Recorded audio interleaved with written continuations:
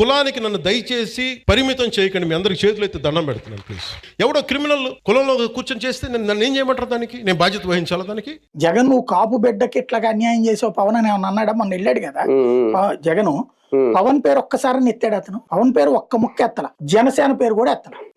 ఒకసారి cross check చేసుకోండి. ప్రభుత్వాన్ని అన్నాడు, చంద్రబాబుని అన్నాడు, పోలీసింగ్ అన్నాడు. అంటే ఈయన కాన్సెప్ట్ ఏంటంటే, నేను ఇంతకు ముందు కూడా చెప్పు, గొడవ ఎవరికి ఉంటది? కమ్మ సామాజిక వర్గానికి, రెడ్డి సామాజిక వర్గానికి అధికారమైనటువంటి రాజకీయ గొడవ. కాపు సామాజిక వర్గం తటస్థులుగా ఉంటూ అటు ఇటు అవుతున్నారు కాబట్టి ఇక సచ్చినాటి వెళ్లకుండా ఉండటానికి వాళ్ళల్లో అణువణువున జగన్ మీద ద్వేషాన్ని పెంచుతున్నాడు. అది దీర్ఘకాలిక వ్యవహారం. పవన్ కళ్యాణ్ ఆలోచన ఏంటంటే, నేను ఓన్ చేసేసుకున్నాను ఆల్రెడీ నా కులం మొత్తాన్ని. కమ్మోళ్ళకి ఎట్లయితే 90% మంది చంద్రబాబుకి, రెడ్లో 90% మంది జగన్కే ఉంటారు, కాపులకి 90% మంది నాతోనే ఉంటారు.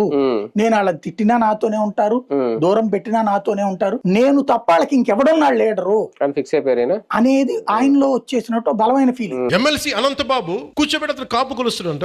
అతను ఒక దళిత డ్రైవర్ ని చంపేశాడు, ఎంత గొప్పగా డిక్కీలో పెట్టి ఇంట్లో అప్పచెప్పొచ్చాడు. దాని గురించి ఎవరు మాట్లాడరు. 7 డోర్ డెలివరీ అన్నాం, బూడిదని కూడా నో డెలివరీ స్టేజ్ కి వచ్చేసింది.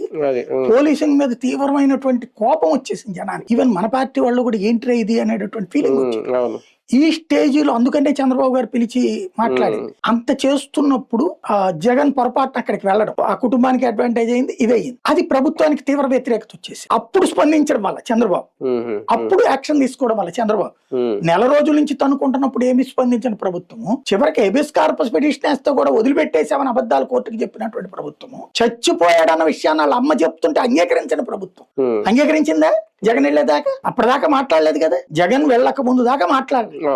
జగన్ మాట్లాడడం బిగిన్ చేశాక మాట్లాడారు. అంటే అర్థం ఏంటి? అప్పటిదాకా వాడు చచ్చిపోయాడు అన్నది కూడా ఒప్పుకోలేదు కదా వీళ్ళు.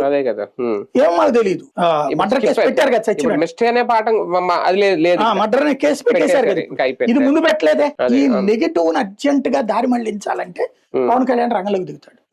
దిగేసేసి ఏదో ఒకటి మాట్లాడు, మీరు మళ్ళీ గ్రహించండి. ఆ లోపాన్ని, దోషాన్ని మొత్తాన్ని వైసీపీ మీదకే దోసేస్తాడు, జగన్ మీదకే దోసేస్తాడు. జగన్ అనే క్రిమినల్ తో పోల్చుకుంటే వీళ్ళందరూ చిన్న క్రిమినల్సే అనుకోవాలి. ప్రతి విషయాన్ని జగన్ ని ఒక నెగిటివ్ గా చూపెట్టాలన్న చంద్రబాబు మాటల్ని జనం నమ్మట్ల. పవన్ మాటలకి ఇంకా కొంత విశ్వసనీయత ఉంది కాబట్టి పవన్ కళ్యాణ్ ప్రభుత్వ వ్యతిరేకత వచ్చినప్పుడల్లా వచ్చి ఆవేశంతో ఊగిపోయి అసలు అంశం నుంచి దాన్ని జగన్ వైపు డైవర్ట్ చేయడంలో సక్సెస్ అవుతాడు.